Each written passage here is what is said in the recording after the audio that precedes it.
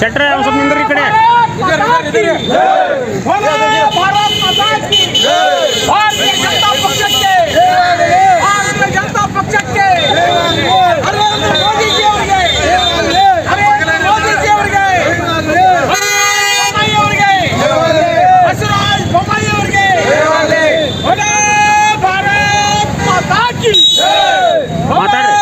ಭಾರತ್ ಮಾತಾ 6/11/2025 ಮತ್ತು 11/11/2025 ಎರಡು ಹಂತಗಳಲ್ಲಿ ಬಿಹಾರದಲ್ಲಿ ಒಂದು ಅತ್ಯಮೂಲ್ಯವಾಗಿರ್ತಕ್ಕಂಥ ಐತಿಹಾಸಿಕ ಚುನಾವಣೆ ಜರುಗಿದ್ದು, ಈ ಒಂದು ಚುನಾವಣೆ ನಮ್ಮ ಭಾರತೀಯ ಜನತಾ ಪಕ್ಷದ ಒಂದು ಅಸ್ತಿತ್ವಕ್ಕೆ ಭಾಳ ಪ್ರಮುಖವಾಗಿರ್ತಕ್ಕಂಥ ಅಂಶ ಆಗಿತ್ತು. ಯಾಕಂದ್ರೆ ಮತದಾರರ ಪಟ್ಟಿ ಪರಿಷ್ಕರಣೆಯನ್ನು ಮಾಡ್ತಕ್ಕಂಥ ಒಂದು ಸಂದರ್ಭದಲ್ಲಿ ವಿರೋಧ ಪಕ್ಷದ ನಾಯಕರು ವೋಟ್ ಚೋರಿ ಅಂತಕ್ಕಂಥ ಆಪಾದನೆಯನ್ನು ಮಾಡಿ BJP ಮತದಾರರನ್ನು BJP ಕಡೆ ಒಲವಿರ್ತಕ್ಕಂಥವ್ರನ್ನ ಕುಗ್ಗಿಸ್ತಕ್ಕಂಥ ಒಂದು ಪ್ರಯತ್ನವನ್ನು ಮಾಡಿದಾಗ್ಯೂ ಕೂಡ ಬಿಹಾರದ ಮತದಾರರು ಅಭೂತಪೂರ್ವವಾಗಿ BJP ಪಕ್ಷಕ್ಕೆ, ನರೇಂದ್ರ ಮೋದಿಯವರ ನಾಯಕತ್ವಕ್ಕೆ ಒಂದು ಬೆಂಬಲವನ್ನು ಕೊಟ್ಟಿದ್ದಾರೆ.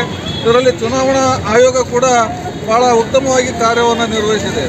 ಮೊದಲ ಬಾರಿಗೆ 22 ವರ್ಷಗಳ ನಂತರ ಈ ಮತದಾರರ ಸಮಗ್ರ ಪರಿಷ್ಕರಣೆಯನ್ನು ಮಾಡಿ 65 ಲಕ್ಷ ಪಟ್ಟಿ ಮತದಾರರನ್ನು ಹೊರಗೆ ಹಾಕಿ ಶುದ್ಧವಾದ ಮತದಾರರ ಪಟ್ಟಿ ಆಧಾರದ ಮೇಲೆ ಒಂದು ಚುನಾವಣೆಯನ್ನು ಯಶಸ್ವಿಯಾಗಿ ನೆರವೇರಿಸಿಕೊಟ್ಟಿದ್ದಕ್ಕೆ ಚುನಾವಣಾ ಆಯೋಗಕ್ಕೂ ಮತ್ತು ಬಿಹಾರದ ಎಲ್ಲ ಮತದಾರ ಬಾಂಧವರಿಗೂ ಮತ್ತು ನಮ್ಮ BJPಯ ರಾಷ್ಟ್ರೀಯ ನಾಯಕರಿಗೂ ಕೂಡ ಧನ್ಯವಾದಗಳನ್ನು ಅರ್ಪಿಸ್ತಾ, ಈ ಒಂದು ಗೆಲುವು ಬಿಹಾರದ ಜನತೆಯ ಗೆಲುವು.